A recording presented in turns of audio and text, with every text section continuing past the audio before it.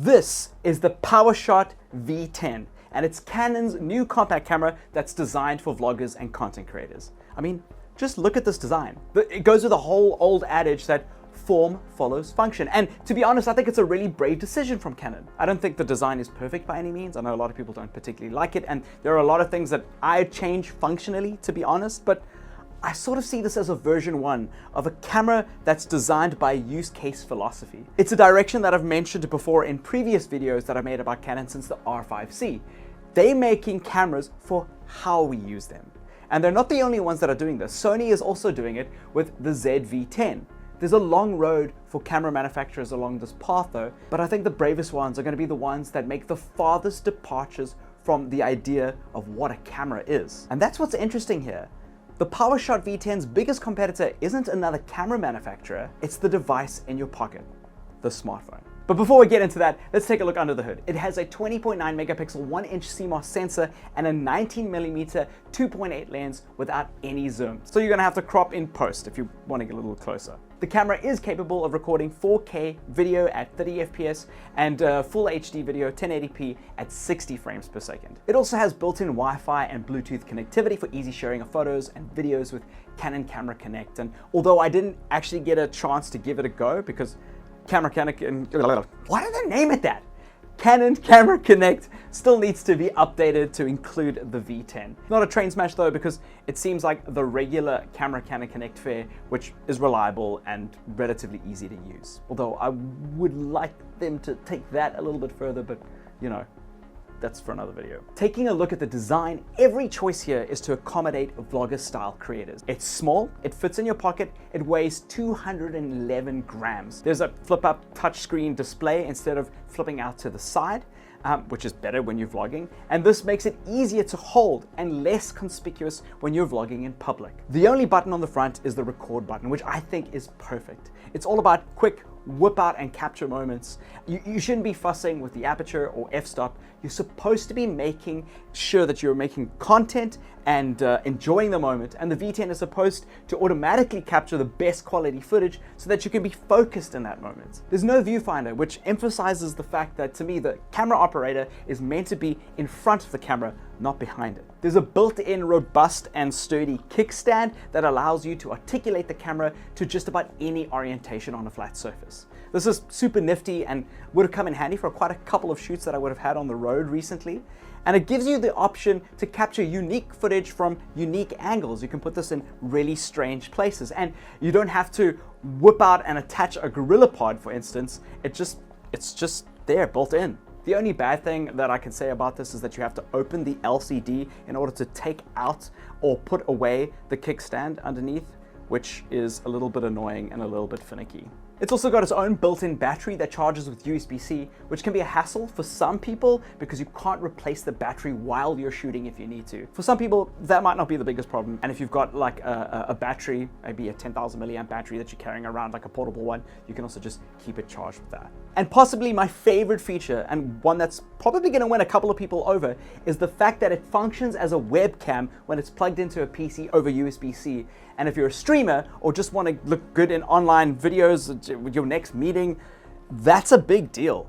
The HDMI out can also be clean, which means it doesn't have any of the information on it. If you've got an Elgato Cam Link or other capture device, that means that if you plug an HDMI cable out of the HDMI out here and you plug it into one of those capture devices like the Cam Link, because of that clean output, you're going to get a really high resolution, beautiful face on your live stream. So the V10 is a great option for streamers who want to quickly unplug their camera to film outside and then come home and just plug it straight back in to live stream on your setup if you live streaming to Twitch or YouTube. On the setting side, it also has skin smoothing, which is really nice if you are a vlogger, something you know a lot of people are concerned about. Maybe you didn't put your makeup on correctly that day and you just want to know that you look good.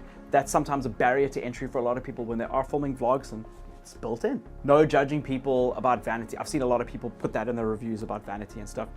I'm not a woman. I don't know how long it takes to get ready with makeup for a shoot, and my wife, often that's a huge barrier to entry. That's another like half hour, 40 minutes before she can even start filming. So having features like that is really cool. A downside of the fixed lens over here is that it can pick up fingerprints really easily. I know there is a lens cap. We didn't receive the lens cap. It's like a nice rubber one, but that is really annoying. But the plus side is that it's super easy to clean. You can just take your t-shirt and rub it.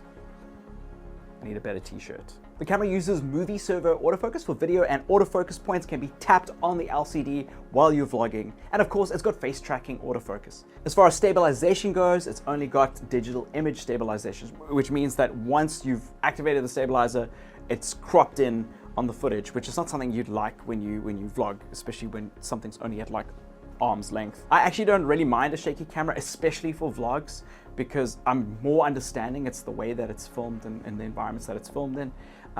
But also with this kickstand, you probably are going to be plonking this down a lot when you're talking to camera. You're not often going to be holding it. The kickstand also like functions as quite a nice handle. I feel like Wolverine. I don't know why. Okay, I do know why. It's like that.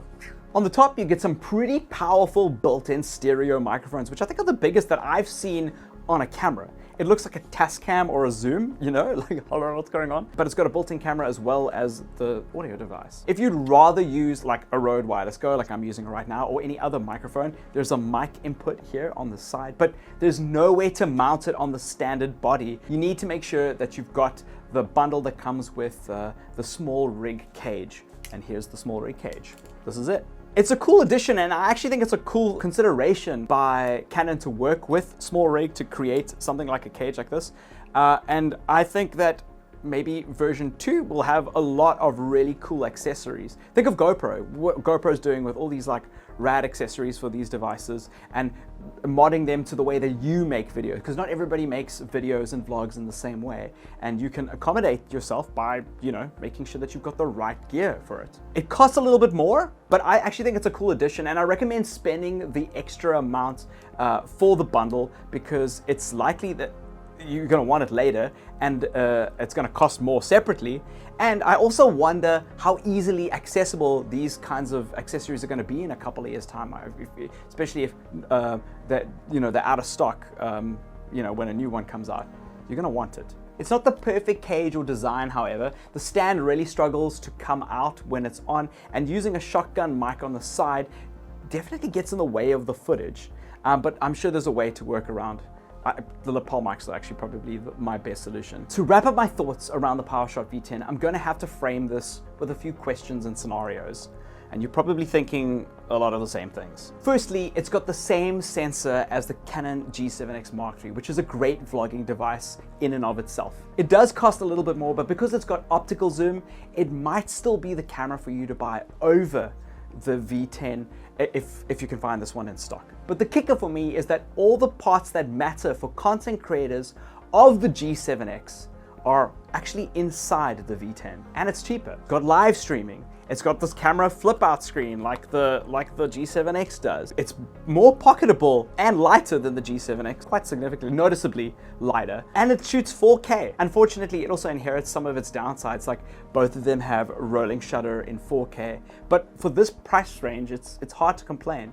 The optical zoom and the traditional camera form factor of the G7X might be more appealing to you. Canon have an option here for everybody. Secondly, there has to be a direct comparison with the smartphone. Smartphones these days are great, and a lot of the solutions of the PowerShot V10 have kind of been answered inside smartphones, and in some cases you might be better left off with your phone. But I have what I consider to be some strong arguments in favor of the PowerShot V10. Firstly, this might be for a younger content creator that doesn't have a smartphone, and it's a dedicated filming device that's got its own memory card inside here, so you can get it as much memory as you want, and it's essentially offline. Secondly, you might have a middling smartphone. You might not want to aspire to have the best smartphone on the market, and you don't really want to upgrade further. For instance, I've got the Samsung S23 Ultra, and that costs anywhere upwards of 25,000 Rand. And the PowerShot V10 is around 10,000 Rand. So upgrading your smartphone isn't necessarily the smartest personal decision for you if you're in that boat. And thirdly, you'll probably find that the PowerShot V10's sensor is much bigger than what you've got on your phone. And it's made to film. It's a camera first. And for a lot of people, that's important. And lastly, I think as a live streamer who's looking at getting both a vlogging camera and a webcam, this looks like a much smarter and better choice and better value for money than having two separate devices in some instances. If one of those answers is for you, then maybe the V10 is the camera that you've been waiting for. But either way, I'm really excited that Canon and other camera manufacturers are looking at content creators and acknowledging them and creating products that we find useful. There was a time when this was actually hard to come by. And I'm really excited about this new direction. Either way, I want to know what your thoughts are. Are you looking at picking up one of these when they release? Are you going to get something else like the G7X Mark III, or are you sticking to your phone? I'll see you in the next video. Cheers.